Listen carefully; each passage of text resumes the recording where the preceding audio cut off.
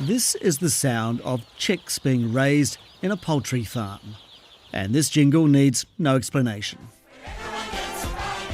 But what do chickens and the big red box retailer have in common? The answer is what's contributed to hundreds of jobs being lost: high energy costs. 230 mill workers lost their jobs at Winstone Pulp near Ruapehu, which has also blamed soaring power prices. So businesses are looking for alternatives. We have no fuel costs. Solar power is free fuel. But is it really the answer for everyone?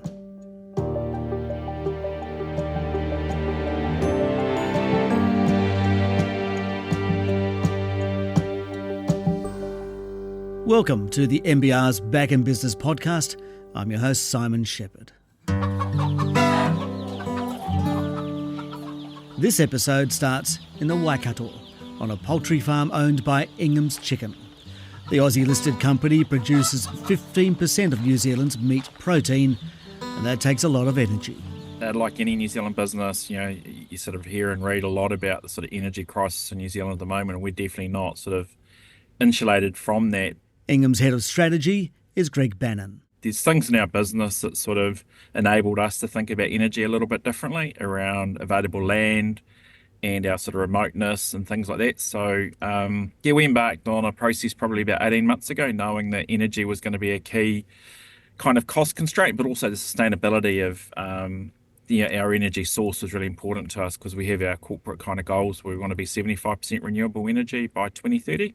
We looked at our own solar, we looked at rooftop solar, we looked at long-term PPAs with others. And Lodestone were in a unique market position to being able to offer something pretty unique and something special. Inghams has struck a deal with solar farm developer Lodestone for all of their energy needs. How much that is in dollars or megawatts is not revealed.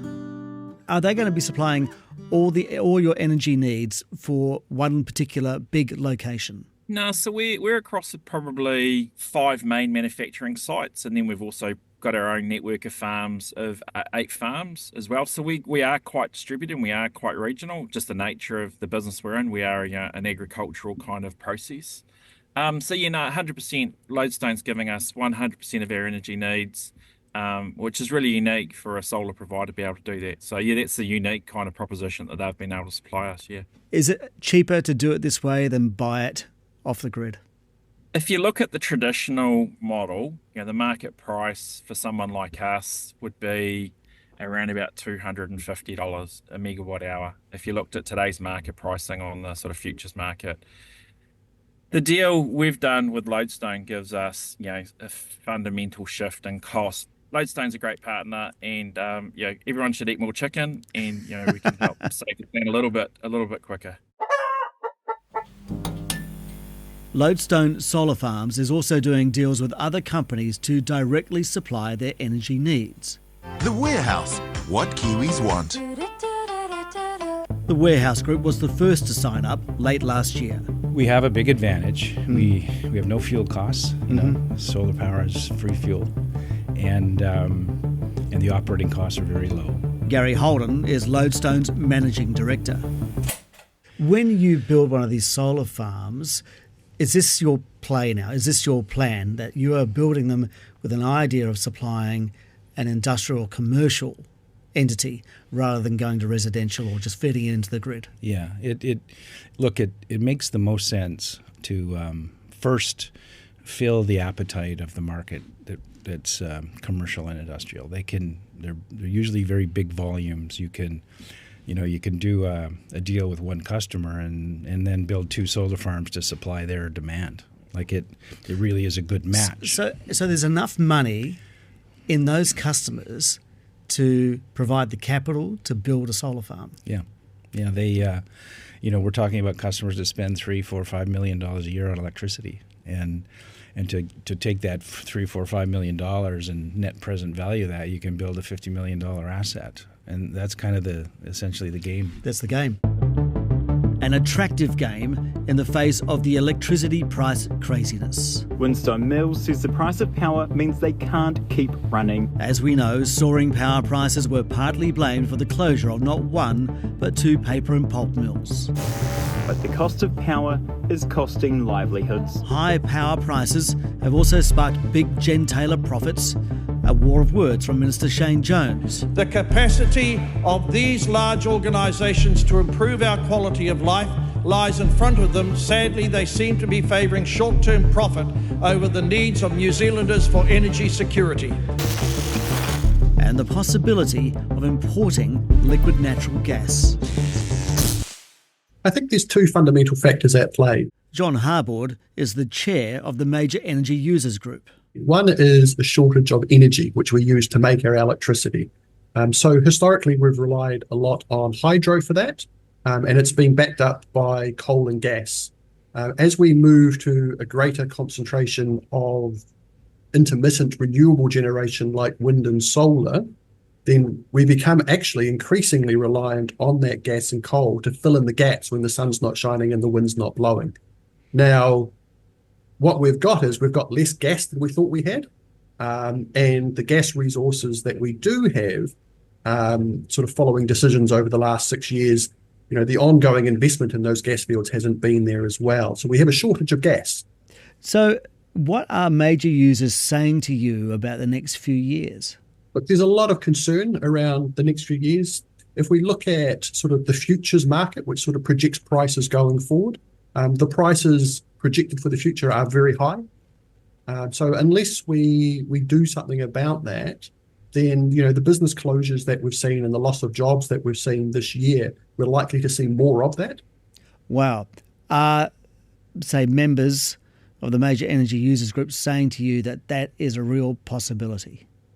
Yeah, absolutely. And that's across not just really large manufacturers who many of our members tend to be, but also small and medium-sized businesses as well, who often purchase their electricity via an electricity retailer or their local distribution company, because we've got a lot of price inflation due to the shortage of energy. We've also got a lot of price inflation coming from next year onwards with significant increases in transmission and distribution costs. So these are all going to be cumulative. So, at any point in the next 3 years for a business, at almost any point, there could be a straw that breaks the camel's back. So I think it's really important that we recognise we're not out of the woods yet. So, what's the answer?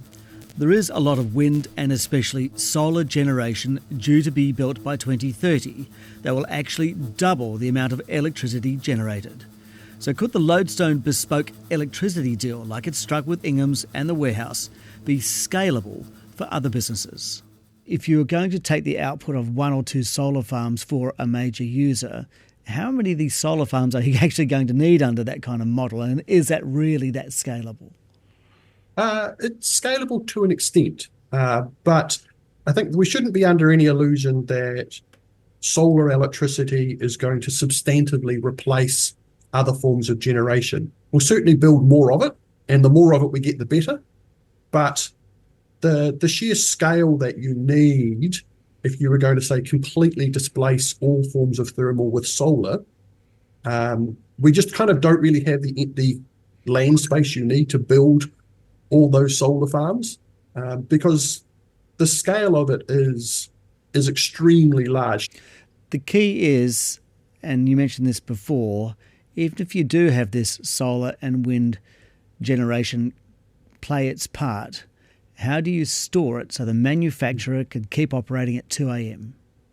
Yeah, absolutely. So there's certainly some encouraging innovation coming out, particularly out of the United States, in terms of sort of next generation of battery storage. But it's still a little way away. If we look at, say, Australia is a good example in terms of just how difficult this is. So in Australia, through obviously different weather, but also some pretty significant government subsidies on solar panels, 40% of their electricity is generated from solar. And what that means is during the day when the sun's shining, the electricity price in Australia is almost zero. Wow. But when they get to their peaks in the mornings and the evenings for residential users, the prices spike massively. So we were talking to our counterpart in Australia a few weeks ago, and they were looking at a price spike where it was $1,500 a megawatt hour in peak. So you get really a lot of volatility if you become overly reliant on a highly intermittent form of generation like solar, if you don't have the scale of storage. So it's a bumpy road forward in terms of electricity prices and reliability of supply. Yeah, we're going to see, I think, a lot more price volatility in coming years. And that'll be as we become more reliant on intermittent renewables like wind and solar. When the wind's blowing, the price will come down. When we've got lots of sun, the price will come down. But we won't have as much sort of backup in the system because we've become more reliant on solar and wind. So when the wind's not blowing and the sun's not shining, the price is probably going to climb quite a bit. So the short-term outlook does not look that comfortable. Kiwis are right to complain. Or are they? How does our electricity industry actually stack up when you take a broader view? Hey, when I look from outside in, you're in an amazing place. Really? You're in an amazing place. Anders Mattisson is from ABB, a global Fortune 500 company that specialises in electrification. Based in Singapore, Mattisson was in New Zealand talking to local customers, regulators and company CEOs. If you want to feel good about New Zealand's electricity industry, listen to this. You're at 80+% renewable power, and most of it is relatively stable. It's not wind and solar, which has a lot more fluctuations than hydro and geothermal. So I think you're beating up yourself a bit. I've heard a lot of bit of necking on the things was not good. Hey, you had a once in a lifetime likely dryness and was lacking water in your reservoirs, and that caused some increased spikes in prices, and it caused somebody to have to switch off, and it was mainly the industrial, which switched off their processes, but the consumer was really not heard. So I think you did a fantastic job, and that's going to happen. I mean, the world is changing, right, due to the climate. And I would say you are in a really good position. So Kiwis don't realise how good their electricity supply is. Yeah, I would say so. I mean, look at Indonesia. It is far away, but it's not that far away. 300 million people, some of them doesn't have power. Right? And most of the power they have is coming from fossil fuels. And their power consumption is going up 300% by 2050. Ours is stable. That's your challenge. You have had the same power need for the last 20 years, I think they told me at lunch today. And yes, there is an expectation that it will go up because of you're going to electrify existing need of fossil fuels. The cars, cars, buses, trucks, process heat, all those but things, also process. What's used in process, where you use either oil, gas, diesel, and gas. So hey, I would not be beating yourself up. That doesn't mean you cannot improve. Well, that's right. So let's talk about that. I mean, from the outsider's perspective, even though we're doing well, in your opinion, where could we improve? Yeah, so I think the focus has been very much on electrification side. I mean, basically the consumer side. I think, again, you have industries where I see there's must be a lot of potential to drive energy efficiency and electrification. Like what? What kind of industries? I would say that there's 4 big industries in the world which represent 75% of this industrial CO2 emissions.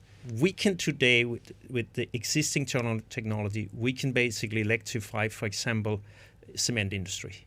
Yeah. We can heat with electrical furnaces up to 1800 degrees.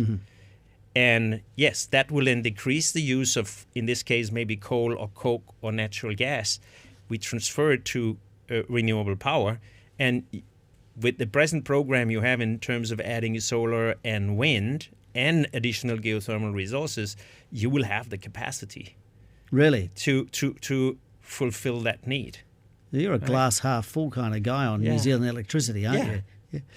But why are we so concerned about it? I mean, we have this situation, a big debate about stopping exploration for any future oil and gas offshore. And there's a big debate about whether we're hampering ourselves or not giving ourselves a bridge to electrification.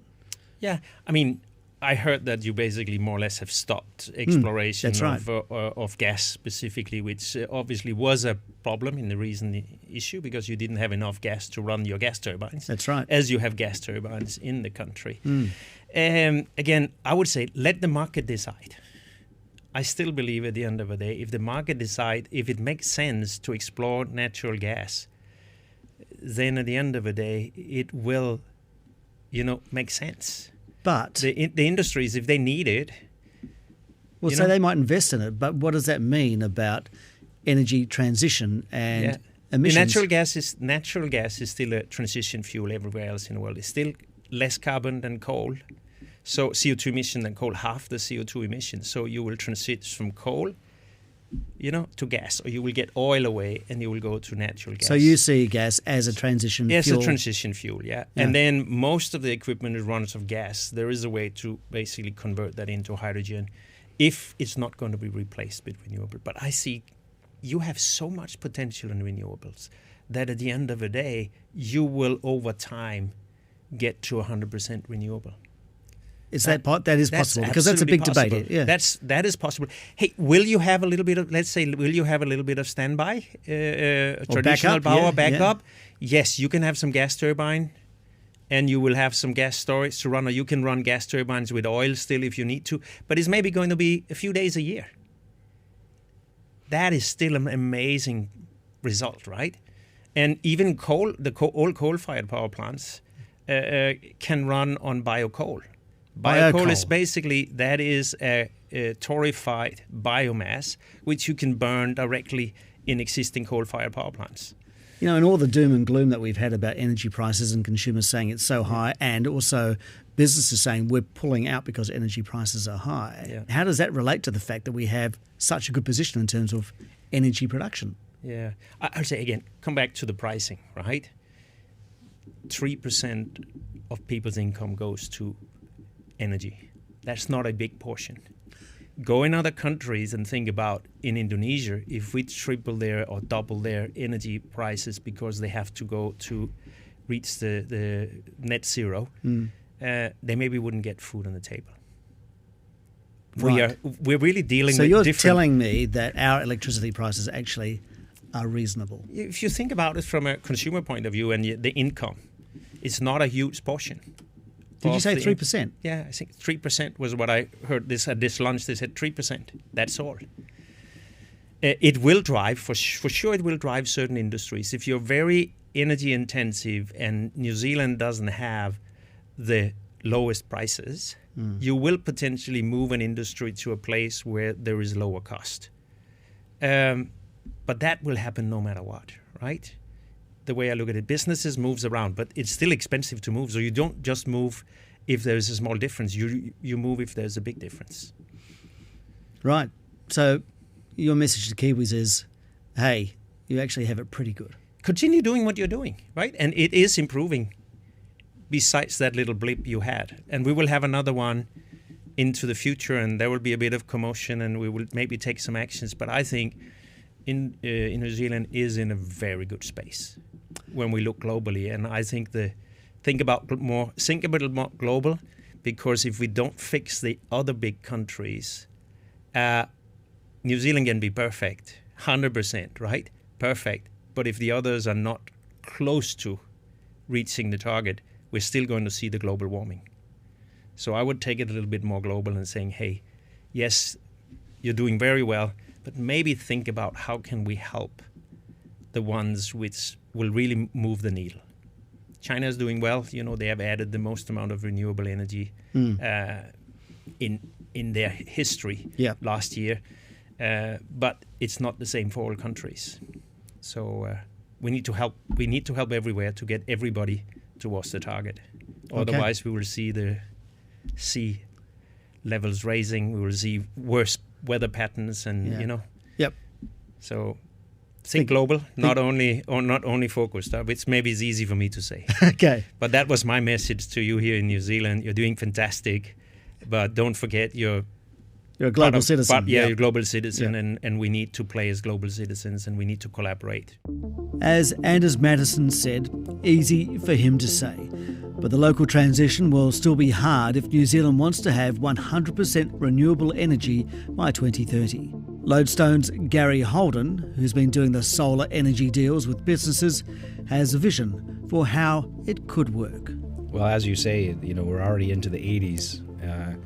It's not a long bow to see how you can get to 100 from here. And remember, solar is the cheapest form of electricity. In fact, a lot of people don't know this, but it's the cheapest form of electricity we probably have ever had. it all starts with the Chinese market supplying the world and getting huge economies of scale. And now it's so cheap that you can we essentially are selling to end users as if there was no carbon cost and no gas costs in the market. We're just selling solar based on what solar costs. Yep. And we can undercut and get market share because of that. And I think that's why we like the idea of going direct to customers and not selling to the gentailers, because at the end of the day, if customers are benefiting immediately with a contract, then that makes it's good for their business, and it gives us the ability to just keep building. There's only one thing wrong with your plan, isn't there? And that is you don't have enough land to provide every single business to be a solar-powered business. Yeah, it really is a first come, first serve. All right, so get in early. Get in early, but we do. This sounds a bit crazy, probably, but we do imagine a solar farm in every town.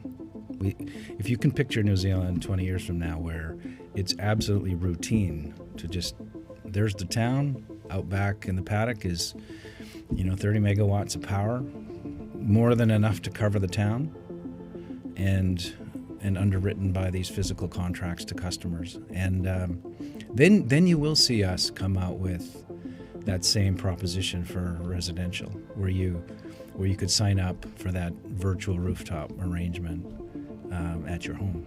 But the vision is each town gets its own solar farm. Each town gets a solar farm. And that wraps up this episode of NBR's Back in Business. All the audio links used are in the podcast description. Thanks to Creative Director Michael Hickmott and content producers Joseph Hisayasu and Jake Latham. For more business news and early access to the podcast, subscribe at nbr.co.nz. Our next episode drops on Tuesday and features former drummer for the Angels and longtime music promoter Brent Eccles. I'm Simon Shepherd. We'll catch you then.